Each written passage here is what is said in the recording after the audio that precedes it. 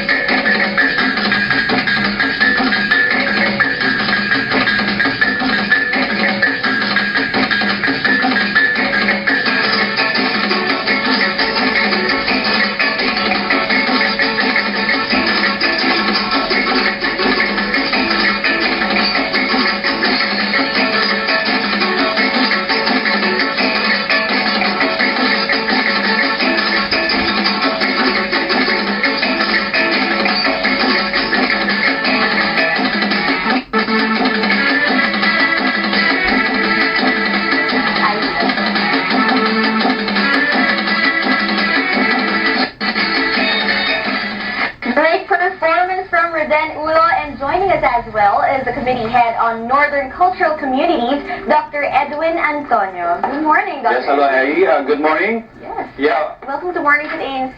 Thank you very much. That was a great performance by Reden. Can you tell us from which tribe he comes from, and what kind of dance did he showcase? That is from the Tibuli group, ethnic group. So that's a special dance for special occasions. And the Tibuli group is located where? Well, in South Cotabato. They are from actually from Lake Cebu. All right. So happy National Indigenous Peoples Month. Yes, so, yes. Please tell us about the brief background of this month and how NCCA celebrates it every year. Yes. Actually, the month of October is declared as the National Indigenous Peoples Month through Presidential Proclamation number 1906 and National Commission for Culture and the Arts. Through its Subcommission for Cultural Communities and Traditional Arts is spearheading the observation of the National Indigenous Peoples Month. And we're holding the Dayo Festival this year, and it will be held in the province of Pampanga. We will have it in the city of Angeles and city of San Fernando. And we've been celebrating the Dayo Festival since 2007. Okay. We held it in the Mindanao area, and we had it. We dubbed it as Kalimudan, and then we brought it to the Luzon area in Isabela. and it was Timpuyog, and then Dungog in Capiz in the Visayas region. And we brought it to Manila in 2010, and that was the Dayaw. We used the term Dayaw. Dayaw means to present with pride what is distinctly and essentially inherent to oneself. That's from one of the languages of the Philippines, yung Old Tigawnon.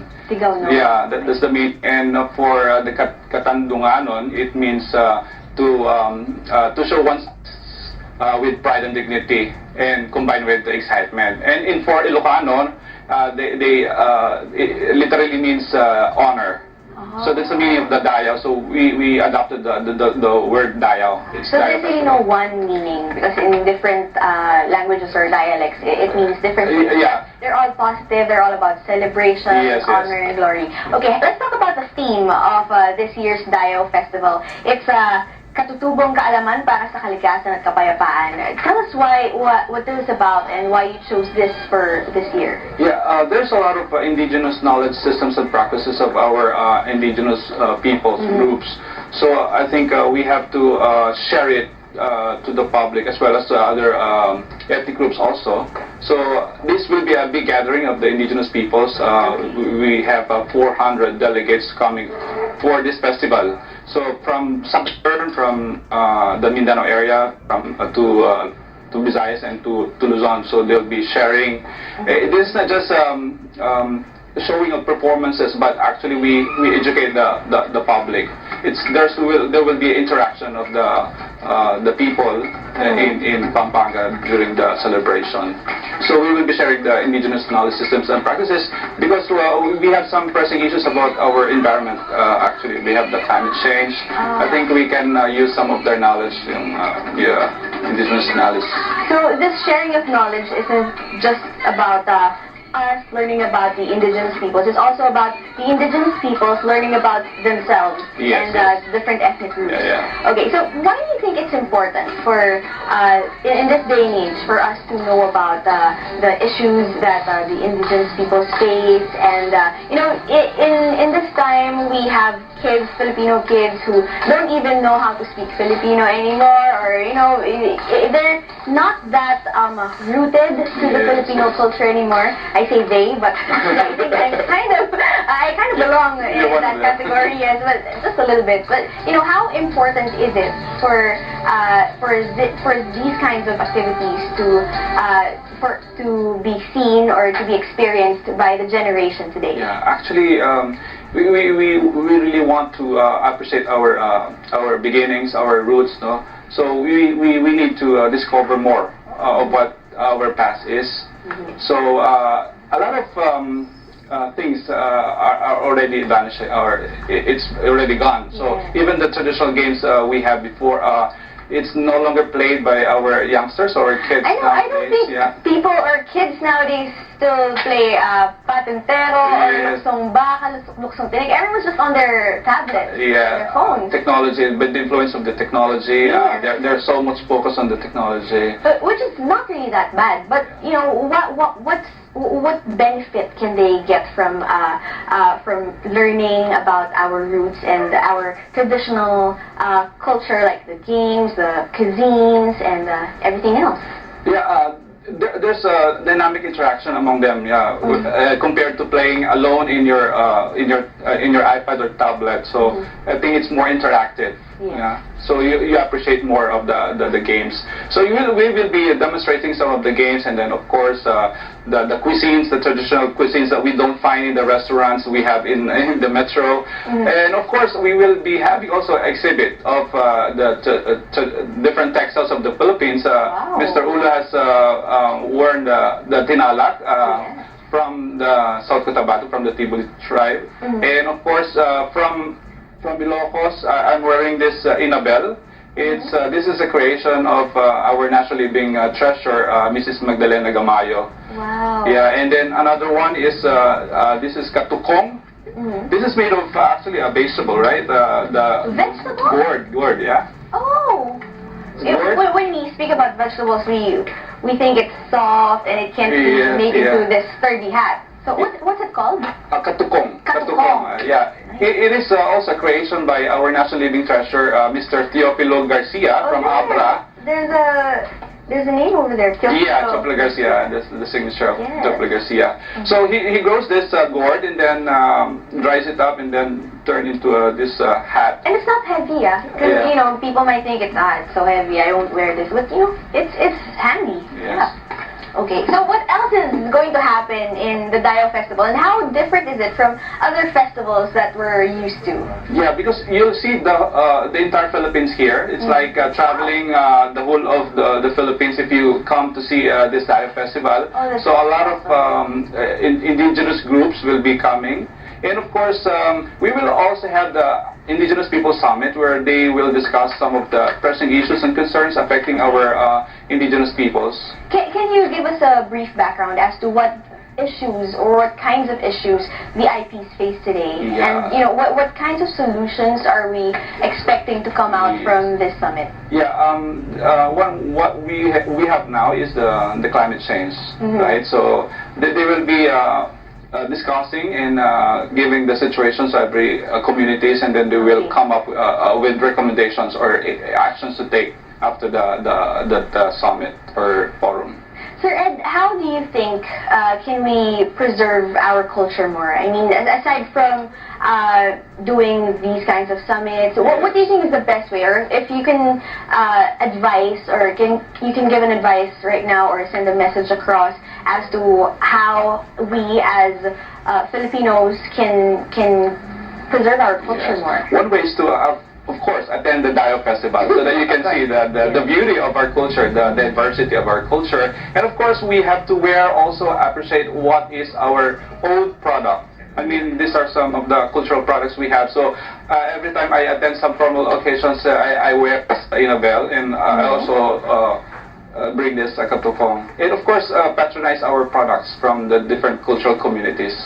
Yeah, I'm sure there are a lot of activities in store for us at the Dayo Festival. I heard there's a recognition of cultural masters. Yes, yes. About that? Yeah, some of our cultural masters will be given recognition. Some of the experts in different fields like doing the arts and crafts, and some people, some experts also from the performing arts will be honored here in this program, Dayo Festival. Yes, and there's also weaving design competition. Yes. There's so who are involved in that? Yeah, we're not yet done with the competitions. We're still in the process of selecting the winners. And so the winners will be declared on on the Dayo Festival. Yes, okay. So right now there's also a show here on ANC. It's called Dayo. It's hosted by Ms. Lauren Legarda. So how is the involvement of NCCA in that, and what is in that show? Tell us about what we can expect from that. Yeah, the Philippine indigenous culture will be featured in the show, the Dayo TV. It's a series. So it was aired last Thursday, and tonight you can also watch another episode at 6 p.m. It's hosted by Senator Lauren Legarda. Yes. And it's a project of ANC and NCCA. All right, Sir Edwin, last words to the Filipino youth right now, and to, well, the next generation as to how they should live their lives now that they're aware of the issues facing our culture, for it not to vanish before our eyes in the future. So what would you like to tell them? Yeah, let's continue to preserve and promote our Philippine indigenous culture. And of course, we would like to invite everyone to come and be part of the Dayo Festival here in San Fernando, Pampanga and Angela City on October 15 to 17. Okay. Okay, thank you so much, Sir Edwin Antonio, for gracing our show, and it was so fun talking to you about the Dayo Festival, and I think one of the many things that was able to capture my attention was that you will see the whole Philippines there in the Dayo Festival, and we're really looking forward to that. So see you there. Okay. We'll see you there. Now, still ahead, we take a look at a Benguet artist's ruthless art studio.